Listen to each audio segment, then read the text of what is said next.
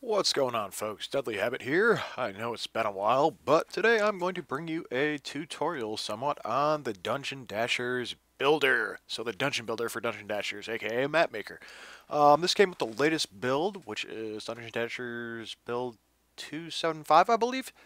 But I've made a few maps for this. I've been working on a campaign, and there's been some interest in it, and I figured I'd just show it off. So this is basically what happens when you start up the Dungeon Dashers Dungeon Builder. You have the option to new, load, and quit. Pretty self-explanatory. New will open up the basic editor. You just put a number, you just put a name for your map that you're going to be creating here. It's not going to automatically save it. As you can see, I've got 4 maps going on right now, 2 that are done and 2 that I'm working on. But if I want to start a new map, I could just do something like new. And here you go. This is your basic interface. I'm just going to blow it up to full screen. Oh, it already placed a tile. I do that every time. So get the tools here, and you have a blank slate. Alright, I'll just go over the tools real quick in the blank slate. So you have a few different modes. You have your properties window, which I'll get into in a second. And your tiles right here. Tiles is basically what you're going to be start by placing, the stuff that you're going to be walking on, your walls and stuff like that. So you have a whole wide variety, and you can scroll through the tiles with your mouse scroll wheel, and you can find all the various different types, textures, and different things you can do, like mossy grass, or like say mossy dirt or clay, whatever it is. Some water on it, some cracked dirt, like dry dirt, a hole, stalagmites, all sorts of stuff. And then you get into your wall textures. So this is something you can walk on here, and this is a wall that blocks you. So if you go to the next thing right here, you have your 3 different tools you can use here. I believe you can swap through them as A, S, and D. A, S, and D will swap through the 3 modes. So A is a shortcut key to the draw mode, which allows you to place your tiles.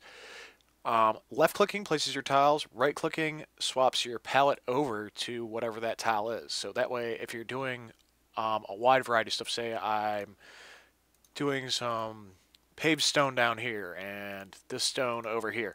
So instead of having to scroll back down to that, I can just right click this tile and it'll automatically come up, and I can place it there. Right click this tile and it'll place it right there. So that's how you can sample your own tiles and do that a little bit quicker.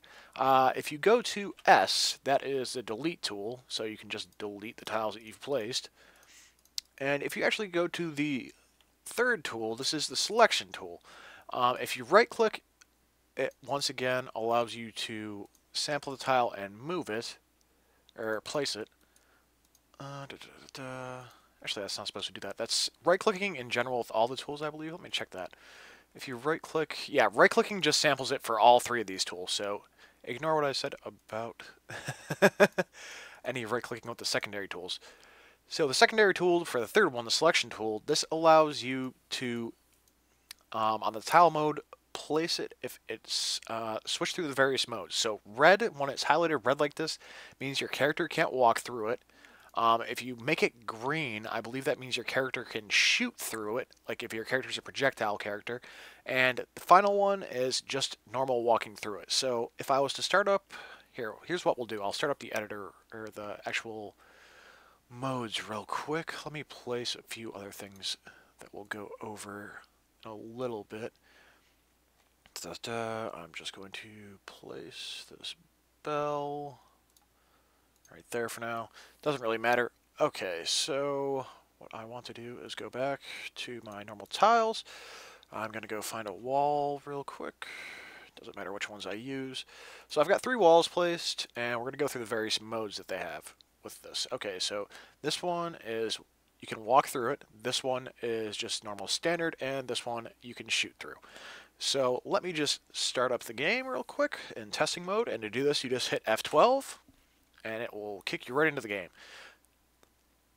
So we are now in the game. What I'm going to do is select January. I have my sound down in the game. So you can see, notice I can walk through this wall. This one I can't. I can't walk through this one either, but I can shoot through it. So those are the 3 different modes you can place for tiles. Now let me just close this out and go back in here. Oh, what are we doing? There we go. Okay, so those are your tiles, and it's basically just you're going to have to learn the patchwork and where they are, you scrolling through and everything like that. But you have a little variety of them. The only thing I haven't been able to figure out yet that I asked on the TIG source forum of the dev is this part. So this would be your dungeon entrance, which you notice on some of the example maps or the default maps, and it would have this along the wall. And you can't place both of them. I don't know why that is, but maybe I'll get an answer to that soon enough. So if we go to the next thing, it is overhang. An overhang is something that you can place over all your tiles. So if I wanted to put, if I was doing a tree type map, or even on this map, let's use it for an example. If I want to put trees over my characters, say they spawn underneath a tree. So we've already got an entity here, which is what your characters are. But what I can do is you can shift click on each of these and you can place multiple overhangs on top of each other. The same can be said about entities when we get to them. So what I can do here is, it won't let, oh, it'll let me left click now, but if I do that, I can't left click on this right now because that one, there's an entity already there for some reason that it's connecting to. So if I shift click, I can just place it on top of that. Now if I start the editor, you will notice that I can traverse underneath overhangs, but it will obscure the view from overhead. So that's something interesting that you can hide things under, all sorts of effects for that. Yeah, that's basically all there is to overhang, and it's also worth noting that when you're doing, well, I'll get to that when I go and do some examples of map making. The final thing you have is entities, and these are objects that you can place around. You noticed I placed this bell already, and that is used to deactivate a trap or an entity. So if you have, you also can place your character spawns. That's what this is. You can place your character spawns anywhere on the map. So you have Sir Jacob selected, which is your knight. You can place him where you want him to start at the spawn of the level. Then you can do it for all four of your characters. You also have rocks, which you'll also notice are in the tile sets. But what's interesting about these, like the forest objects here, is that you can walk right through them. So if you go to your tiles, you can do the same thing technically. I believe if I go to this, but you'll notice it doesn't have the full grass background behind it. So if we take a look at this one you can't pass through. But if we start up the map maker, come on, F12, start. Sir Jacob's already over there, but alright, so you can't pass through it, can pass through the default entities. But you could also do the same, like I said before, with your tile options right here with your select tool. So I can make that shoot through, or I could just make it just like this, but it doesn't have everything around it. So if we go back to entities, you have a variety of things. Stalagmites, the same thing. You have your enemies, which have to be tied to a door. So if I want enemies to spawn, I have to have them tied to a door entity. So if I place a door here, it's unlocked. We'll just do horizontal left, whatever. Place that in there. This is door ID 0. Normally I start with 1 just because it's a little bit easier to remember, and I think I had some problems when I was using 0. I can't remember. So this is going to be enemy group 0. We'll see if this works properly. And we'll just make it a skeleton. So door activate ID would be 0. If I wanted to have multiple doors activated, say I have a room with 4 doors, I could have it so it would activate, the enemy group 0 would activate from doors 1, 2, 3, 4, something like that. And you just have to put a pipe in between that when you're doing multiple things like that. So we'll just place a skeleton 0, and let's test this out real quick. We have no skeleton up there at the moment. Now, when I open the door, skeleton spawns, and we go into combat mode. So that's how you start doing enemies, and stuff like that. And you have various things that you can trip switches with, like for traps. So if I wanted to place a spike trap. Okay, so this will be trap ID. This is where it gets kind of a pain, I'd say.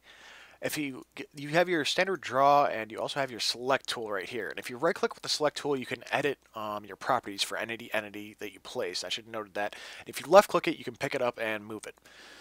But okay, back, since I keep getting sidetracked while I'm doing this, I'm trying to do this in a timely manner. Alright, so I was going to do a spike trap real quick. Now, spike trap, you can have, we'll make this trap ID 1 just so it doesn't get mixed up with any of, say, the door IDs and stuff like that. I don't know if there's conflicts with that. I've had it when I've been working on some of these maps. I don't know if it's supposed to do that or not, but I just find it easier to progressively go up with all different entities with numbers. Okay, so we place a spike trap as group ID 1, spikes down, and what I'll do is I can tie it to two things. I'll place a lever here, and levers they come in two stages, deactivated and activated. So I'm going to name this group ID 1 to go along with the trap, and it's going to affect number 1, which is our spike trap right there. So I can place that there. Next, I'm going to go back over to my bell. This is another type of entity. So I can have it deactivate trap. So I'm going to place this to deactivate this trap as well. And let's take a look at what this does. Nope, still on that. Start up testing engine.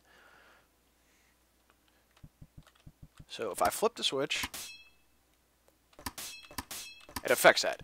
Now, when you have it in deactivated mode, it's not doing anything with it. So the first click doesn't switch it over immediately.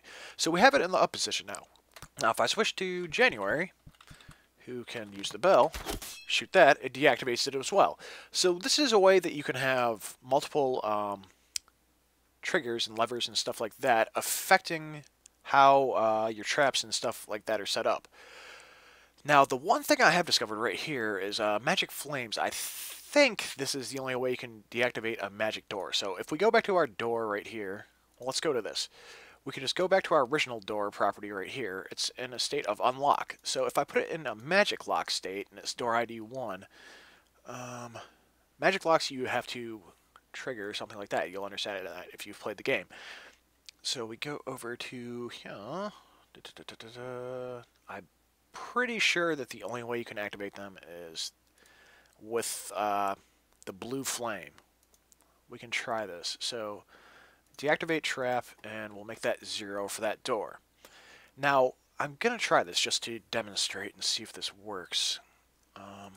Okay, so we'll switch this lever trap group ID. This will affect 1 or 0, which will be our door. At least it should be. So if I make that 0, and we'll do the same thing here with our bell and see which ones work for it. I'm pretty sure the bell doesn't work, and I don't think a lever works. I think it can only be done with the blue flame. So let's test this real quick. We'll test the theory as I am giving this tutorial. Okay, so if we flip the switch, alright, so the switch does not affect it. Next, if we go to January, bell does not affect magic locks. Okay, so it does seem like the only way you can deactivate magic locks is with the blue flame. So there you go. Learn something new every day. That is how you'd go about doing a magic lock door. Some of the other entities you have in here is you have a pressure plate. I can place that real quick for our spikes. So if we put this here, this will be activate. So trap entity to activate. Let's go back and look at what this is. This is number 1. So if I go over to here, trap entity to affect 1, and just to demonstrate how you can do multiple traps and stuff like that, I will have spikes down here. Oops, let me switch that to trap ID 2. We'll go back to this, activate traps to effect, so 1, then we could put a pipe there, and 2, and it should affect both of them when someone steps on it.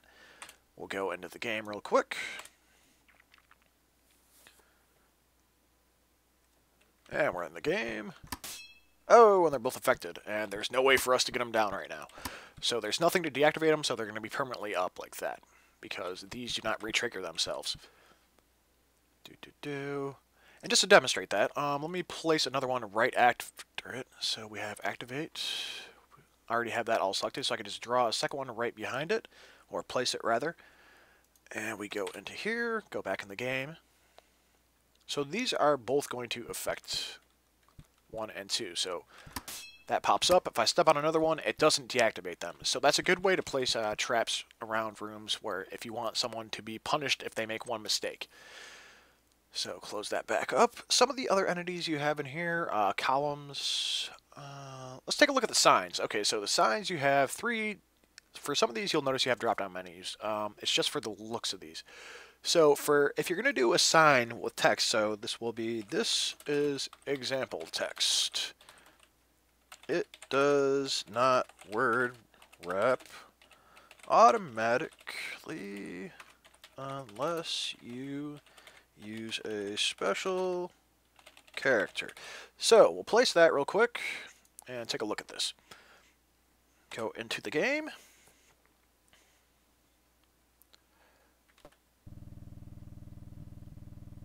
And you'll see it's not word wrapping automatically. So that's not programmed in yet, but there is a way you can go in. Okay, so if I go after automatically, if you place in these characters right here, let me see, is that backward slash?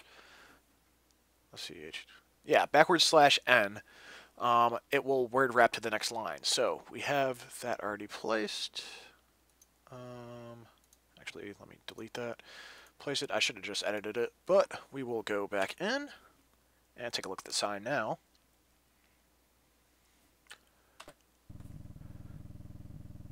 Now you notice it word wraps right where I put that text.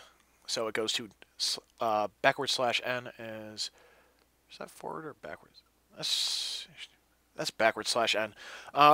Sorry, I'm freaking confusing myself. I'm doing this so fast. Backward slash N will make it so it goes to a new line. So that's useful in knowing for signs. I think you can only do 4. It only fits 4 lines of text on each sign. So keep that in mind. Close that up. What haven't I gotten over in here? You have your other entities you can place. Treasure chests, which are standard. Boxes, which you have a variety of. Boxes are pretty much cosmetic, but it's worth noting that you can put enemies behind them. Then you can break that enemies are stuck behind boxes when you place them. Like this one won't be able to move if I place this like this. You can place multiple entities on top of each other if you shift click on them, just like I showed in Overhang. So you can, I was trying to do this originally with a trap where I had, here, I'll show you. It doesn't look exactly right. So this is getting kind of clustered with all the examples I'm doing. So what I'll do is I'll do trap ID 3, and I'll also show off this box thing as well. So trap ID 3 spikes down. And I want, close Google notifications. I want a plate to activate this trap, so I want to make it number 3. And I placed that on top of this for some reason. There we go, placed. And what I wanted to do was I wanted to take a treasure chest, being a sneaky little devil that I am, and place it on top of that. So the person here, let me show what's going on with this. And it didn't work the way I thought it would, unfortunately. So if I do F12, go into the game, we'll take a look at the variety of things that are going on here. Okay, so first we'll show the box thing. I need to deactivate the door, so we'll use our wizard. Alright, so locked door is unlocked. And look, if I move, end my turn, he can't move anywhere. So we'll just go over here. Let's take him out real quick. And he's dead. Alright, so this is where the problem comes in. The texture is lying on top of each other. So obviously you can tell there's a trap underneath that chest when I'm overlaying everything. So I pick it up, and when I stand on it to activate the spikes, I don't get immediately hurt. So it didn't work out the way I thought it would, unfortunately. That's something I would love to implement in a way, but it just means for the time being you got to get a little more creative with the way you set up traps and puzzles and stuff like that. So some of the other entities you have to place, the only light source that you have at the moment is torches, and you have your 4 cardinal directions that you can face them depending on where you're going to place them. So if I was going to place it on this wall, I'd just do down, like so. And it's useful in some maps. I'll open up some of the maps I've built to show examples of how I hid the lighting in it, because there is no other sources at the moment, just for aesthetics. You have chairs, which are standard breakable objects, just like the boxes.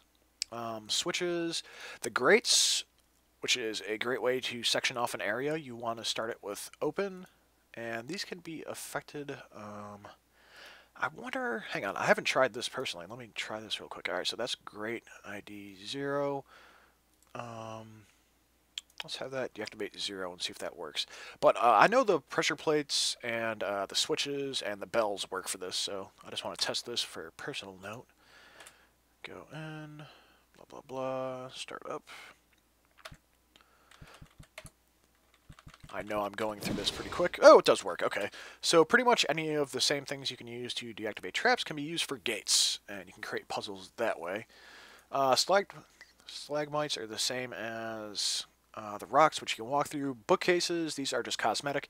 Right here, this is a trigger tile, which you can use for scripting. Scripting is not actually in the official editor yet. It's something you have to go in and do manually in the map file that you create, which I will show you briefly some of the stuff in that in a second. But I'm not going to go into scripting as I'm just messing with it myself. And the one thing I'll note is that when you do editing in the actual map file and you open it back up in this editor and save it again, all the editing that you did in the map file will disappear. So you have to make a backup of it. It's kind of a pain to do at the moment. The other things you have in here, this is the blockade, which is obviously the thing that only the warrior can go past. The teleport icon, which brings all your party to that. We'll place one there. And you have your exit portal here, which you place wherever you're familiar with playing the games. You know what it does. So we have those. You can place all those. And the other things, let's see, for the tiles, I think that's pretty much it for your basics. So if we go back to tiles, for the thief, there are certain... You can test what he can jump over and stuff using his ability, blink and things like that, and what they can shoot through. Like, I think stalagmites, you can shoot over these ones here, and these lower rocks, January can shoot over. It's just a matter of testing it. But what I will do is, we're just going to ignore this right now, restart, and let me open up some of my finished maps. Open up the first map I did. So this is the first map I did. You use your arrow keys to scroll, and you're seeing a secret right there already. I'm not too worried about that. Move this over.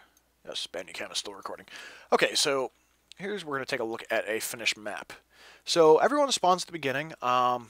This is supposed to be a transition from a cave or a pathway, like a road or something like that, into a forest area.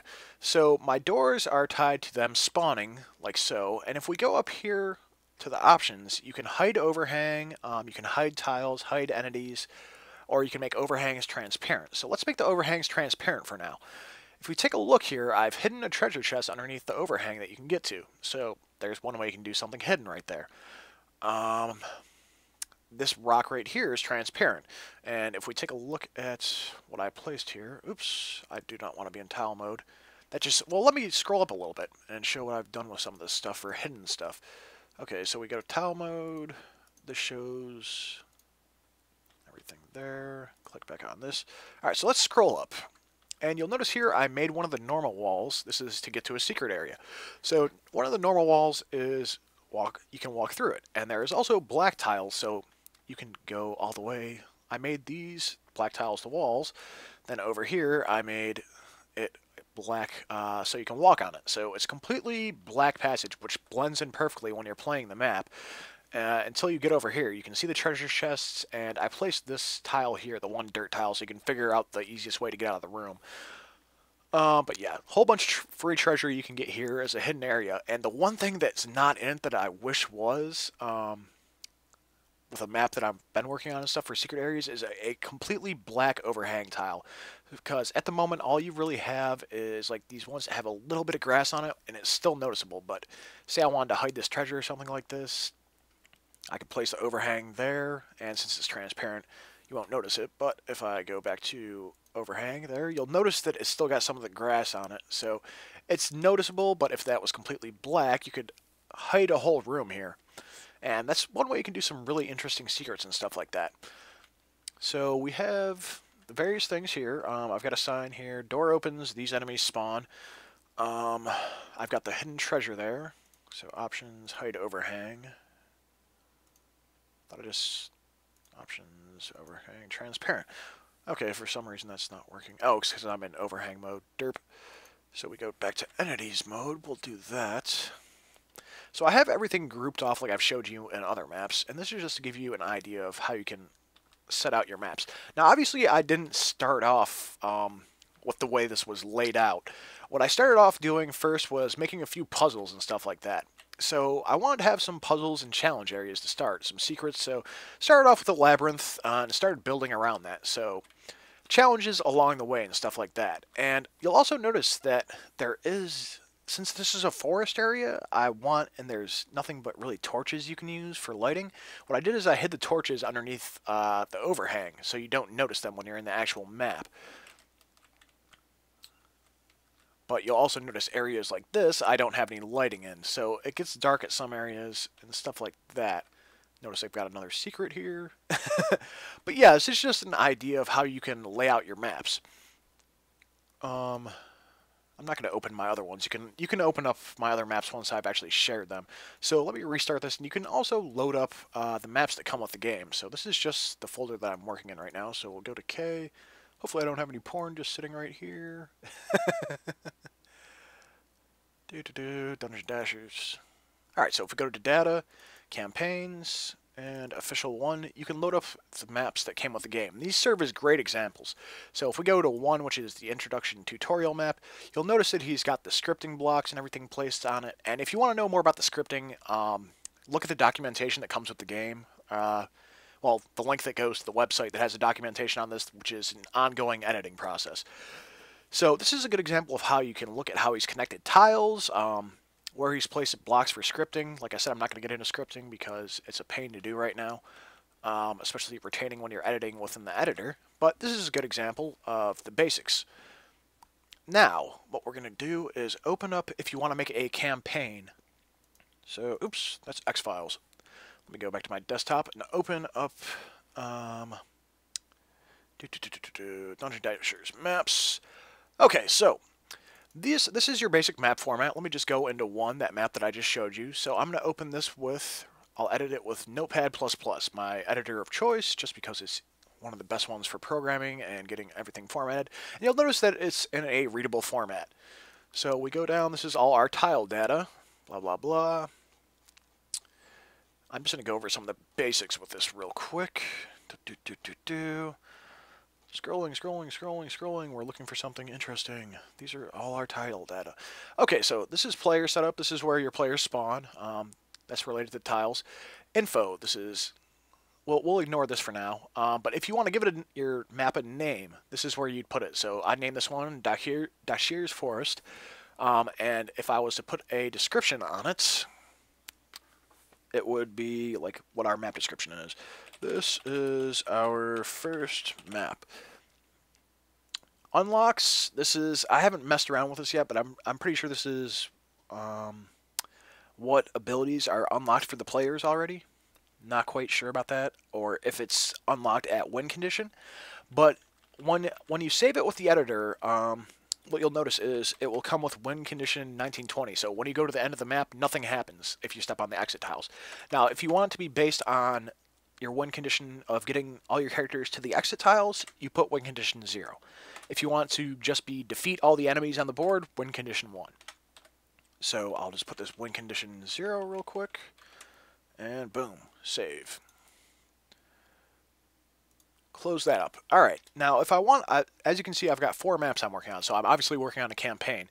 Now, if you look at the default campaign files, let me just get over Dungeon Dasher maps. Let me just open up a new window. Official 1, what is this? Okay, okay, cool. That's perfect. That's just what I want. We open Official Campaign 1. We'll open this in Notepad++. This is an example. Okay, so this is the title of what the name of the campaign is. This is the default game campaign, A Hero's Journey. The ID is the folder that you place in your maps in. So if we take a look at the file structure here, Dungeon Dashers build 2755, go in the data folder, campaigns. Official 1, all the maps are in Official 1, but you put your campaign outside of the map, or outside of that folder. So you have your campaigns here, and then your maps are inside a folder nested in that. So that's what your name of the folder would be. Then you put how many scenes it's going to have, scene types, You can't really do anything like this right now. So kind of ignore this. You just want all your scene types to be 0 because 1 stands for cinematic, which you can't do yet. At least with the user content, I think it's built into the actual game. So scene 0 would be type 1, which is a cinematic. Scene 1 is type 0, which is a map, so load 1 map, and various like this. So we'll take a look at my campaign so far. Close both of these up, and if I open up, just drag that over. We'll just take a look at this. Okay, so this is the Path of Redemption. That's just what I've named it so far. The ID for my folder is Ancient Artifacts, so I've got my 2 completed maps in here so far. It's got 2 scenes, so scene types are both for 0 is type 0, 1 is type 0, and this just refers to the names of my maps. So if I go into the actual game now, which I will do, do I still have the, yeah, I've still got the editor open. Let me close that out real fast. Dungeon Dasher maps. Do I still have the Dungeon Dashers folder open? Of course I don't. I am failing because I'm doing this so quick and in one take. La la la. Dungeon Dashers. Hopefully no Asian ass porn on that. Alright, so we'll start up Dungeon Dashers. And we have a look. Here is our game. Now, if you hit F9 when you're on here, you can go through the variety of campaigns. So we have Official 1, which is the one that comes with it. It also comes with Example Campaign, which is a map that Andy gave as an example, the creator of the game. So if we go into single player now, you'll notice there's no name for it or anything like that.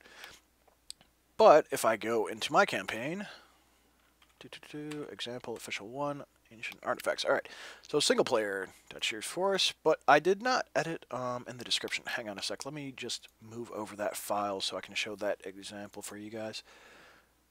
Data, where's DD? Sorry about this, I should have been more prepared, but I'm doing this real quick and kind of spontaneous. I didn't really plan on doing this today, but I figured I'd do it so some other people could do this. Alright, so I'll do copy, campaigns, ancient artifacts, and paste. Copy, replace, boom. Alright, close that back up. Start Dungeon Dashers back up. Now, scroll over to my campaign, go into single player, and you'll notice that my description's there now that I put in the text files. So if I was to go through this and get to the end of the maps, which I'm not going to do right now because that would take a while playing through the board, even though I could probably run through it rather quick. When I get to the end, it will go to the next level, give us our standard victory screen, and go to the next map. Since there's no closing cinematic or anything like that, there's no real end to it. But what's worth noting right now with the editor, like I said, is if you're going to do any scripting in it, make sure you make a backup you make 2 copies of the file, so you have all your edited text and everything in there from where you scripted, and your names of maps and stuff like that. Because, like I said, when you open it up in the map editor again and say change one thing like remove an entity and save it, all that editing that you did in your text editor to it is going to disappear. The other thing I've noticed is that it tracks your progress and achievements with the game, with the single player campaign. So it looks like it's not using multiple saves at the moment. So my Ancient Artifact save is going to be the same as